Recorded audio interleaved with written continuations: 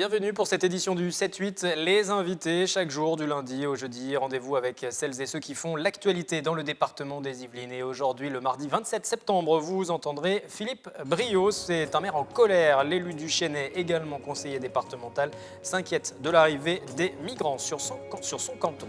Jean-Yves Petit, directeur de la prévention routière dans les Yvelines. Nous ferons avec lui un point sur les derniers chiffres. Et puis il nous présentera cette application SecuriDrive, un nouvel outil interactif de mise en situation avant de prendre la route. Et puis avec Olivier Cordin, nous verrons qu'il est possible de sortir avec bébé. C'est même le nom de son site internet, ou comment conserver une vie sociale lorsque l'on devient parent.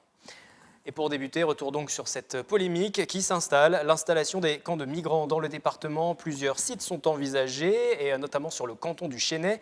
Le maire de cette commune, par ailleurs conseiller départemental, a réuni en fin de semaine dernière les élus qui sont dans les communes alentours pour contester les choix du gouvernement et surtout le manque de consultation des populations locales. Écoutez Philippe Briot.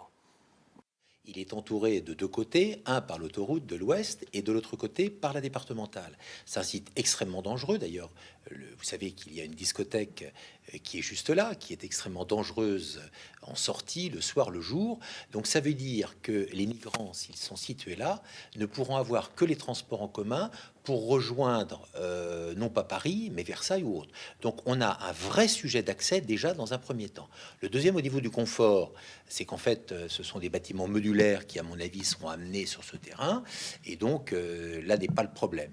En fait, nous avons aussi un sujet, c'est que c'est un terrain privé sur lequel le maire avait négocié avec l'État tout un aménagement et que c'est une remise en cause de cet aménagement. Donc c'est vrai que quelque part on est assez étonné de cette, je dirais, facilité d'utiliser un terrain de 28 hectares pour une centaine de migrants. Donc effectivement on est un peu surpris de cette annonce brutale que nous avons eue, je dirais, par fuitage, faut pas se leurrer. Et c'est vrai qu'il y a aujourd'hui dans la population, on sent, c'est pas une interrogation, c'est une gronde forte. Et je pense que si le gouvernement ne fait pas attention, ce sera l'étincelle qu'ils ont pu éviter à la rentrée et qui pourrait là voir le jour. Je crois que les solutions ne sont pas uniquement sur le terrain d'Oufsienne.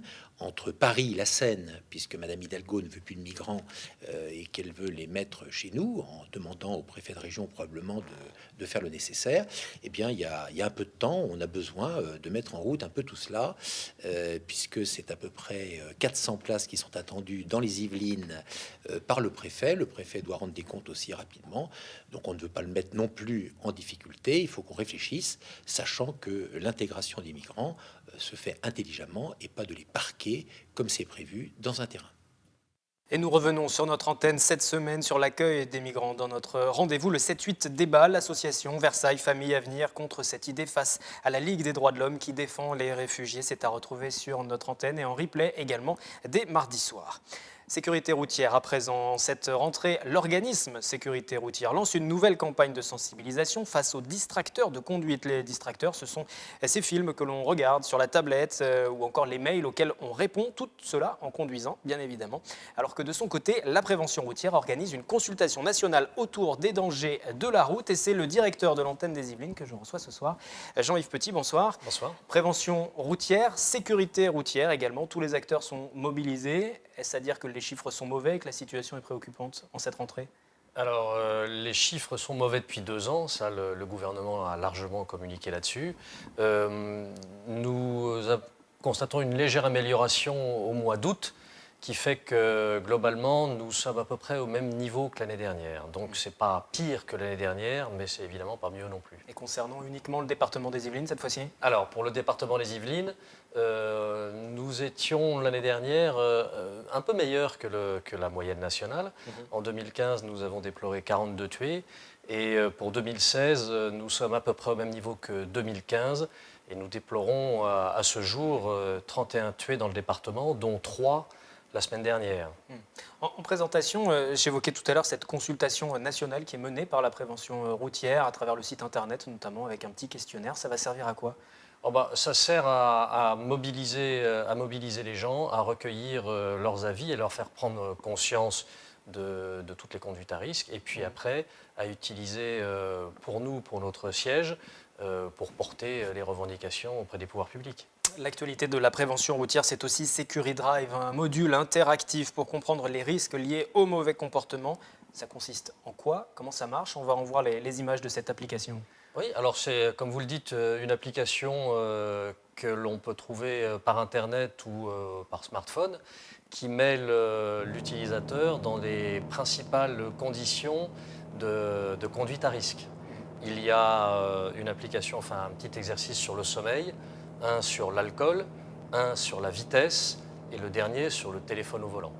Donc il doit y avoir des images qui passent. Là, on voit par image de synthèse, on demande à l'utilisateur de rédiger un SMS en même temps qu'il conduit. Fictivement, évidemment, il ne faut pas le faire au téléphone, il ne faut pas le faire en conduite, hein, bien sûr. Et puis il y a la même chose pour l'alcool, le sommeil, puisqu'il y a beaucoup d'idées sur la fatigue au volant et la vitesse. Le téléphone au volant, cela concerne un accident de la route sur 10. La somnolence, c'est la première cause de mortalité sur la route également, 2014. Sur autoroute, pardon, effectivement, 2014, 318 personnes qui ont perdu la vie pour s'être assoupies. Ouais. Le message, c'est avant tout de la précaution, de la prévoyance que vous essayez de faire passer. Ah bah, bien sensibiliser l'entourage aussi. Oui, bien sûr. De toute façon, c'est essentiellement sur autoroute que ça arrive, hein, comme vous l'avez dit. Et sur autoroute, tout le monde connaît les messages. Et moi, le message la chose que je voudrais ajouter, c'est que le meilleur moyen de faire disparaître la fatigue, c'est d'y céder. On s'arrête, on dort un quart d'heure, on va prendre un café, mais on n'essaie pas d'ouvrir la fenêtre ou de boire un verre d'eau, tout ça, ou de mettre la radio. Ça marchera peut-être quelques secondes, voire quelques minutes, mais la fatigue reviendra très rapidement. Pour revenir sur le dispositif Security Drive, vous vous adressez à quel type de public? Plutôt les jeunes, justement, ou ça concerne encore tout le monde? Alors, ça concerne évidemment tout le monde, mais on vise plutôt les jeunes. Quand on fait les applications par Internet ou par smartphone, c'est évidemment plutôt les jeunes qui sont concernés, bien sûr. J'ouvre juste une parenthèse. Le mondial de l'automobile va s'ouvrir à Paris ce week-end.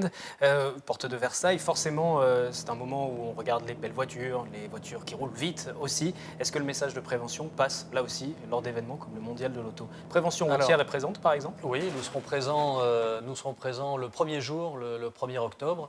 Alors, ce ne sera pas les Yvelines, évidemment, ce sera mes collègues de Paris, avec un événement centré sur la moto. La moto qui vous inquiète plus, qui vous préoccupe plus? Et la moto, oui, pas uniquement la prévention routière, mais la part de motards victimes d'accidents de la route est très importante. C'est plus d'un quart des tués sur la route, et c'est beaucoup plus que la moyenne européenne. Votre association intervient régulièrement. On entre dans une période de début de campagne électorale. Il y a des messages à faire passer. J'imagine que l'association sera plutôt active. Quels sont les axes sur lesquels vous allez insister, vos axes de travail pour les prochains mois? Alors, le principal axe de travail d'ici la fin de l'année, c'est notre opération qui s'appelle « Zéro enfant tué sur les routes ». J'en avais déjà parlé à votre antenne au printemps quand on a lancé ça. Le constat est que la sécurité sur les routes s'améliore depuis 10 ans globalement, mais pour les enfants, ça ne change pas. 12 enfants sont victimes d'accidents de la route chaque jour. Et depuis 10 ans, ça ne bouge pas. Donc notre association a essayé de mobiliser la population en signant un manifeste par Internet, par les réseaux sociaux, etc., de façon à appuyer les 5 revendications, les 5 propositions que nous allons transmettre à la fin de l'année au pouvoir public, non seulement français, mais aussi européen. Merci Jean-Yves Petit. Nous allons refermer cette édition du 7-8 Les Invités avec un sujet plus léger. Pour retrouver toutes les informations concernant Security Drive et toute l'actualité de la prévention routière, il y a bien sûr ce site internet et puis votre antenne qui est basée également sur Versailles pour le département des Viroflay. Viroflay. Pas loin, en voisin. Merci. N'allons pas vexer Viroflay. Merci Jean-Yves Petit. Au revoir. On parle d'un sujet plus léger effectivement à présent. Comment maintenir une vie sociale lorsque l'on devient parent? Eh bien, pour répondre à cette question, un site internet vient d'être lancé par de jeunes papas saint-quentinois. Je sors avec bébé.com. Cette nouvelle adresse web mise en ligne voici quelques semaines permet d'évaluer restaurants, centres commerciaux et musées en fonction de leur capacité à accueillir de très jeunes enfants. Rencontre avec l'un des papas derrière cette idée, Olivier Cordin. C'est un site qui est né de nos expériences en tant que parents, les bonnes expériences, les mauvaises expériences. Quand on voulait sortir avec nos enfants, on a eu des expériences qui étaient très bonnes. On est allé dans des endroits où on avait tous les services adaptés, de quoi changer un bébé, de quoi nourrir notre bébé convenablement. Et d'autres endroits où nous sommes allés, où on ne pouvait pas rentrer avec une poussette, où il y avait de nombreux escaliers, pas d'ascenseur, pas de chaise bébé dans des restaurants, donc on devait mettre le bébé sur une banquette par exemple, ou des choses comme ça. Donc on a discuté ensemble et on est arrivé avec cette idée de créer un espace où les parents pourraient échanger, partager leurs expériences pour pouvoir en fait se donner ses retours d'expérience, se dire quels sont les bons endroits, quels sont les mauvais endroits, où ils pouvaient aller, où il valait mieux éviter d'aller. Et donc on s'est intéressé aux restaurants, aux hôtels, camping, bed and breakfast, aux centres commerciaux, aux lieux de loisirs, donc des parcs, des parcs de jeux, et aussi au niveau culturel, au niveau des musées, des châteaux et des choses comme ça. Donc l'idée c'est vraiment de toucher tout l'ensemble en fait, des lieux dans lesquels les parents peuvent se rendre. On a officiellement lancé le site internet le 6 juillet dernier. Donc depuis lors, on travaille à augmenter l'audience et à augmenter le nombre d'établissements référencés. Notre cible, c'est vraiment le 0-4 ans qui a un besoin particulier. Après 4 ans, les enfants peuvent s'asseoir sur des chaises normales, peuvent manger des menus enfants, mais avant, ils ont des besoins un peu plus particuliers. Donc c'est ça vraiment qui nous intéresse. C'est important de toucher le plus de parents possible et voilà, et d'arriver aussi à faire en sorte que les professionnels qui n'ont pas forcément les capacités d'accueil pour le moment se rendent compte qu'il y a un besoin, il y a un marché et que ça vaille le coup d'investir dessus.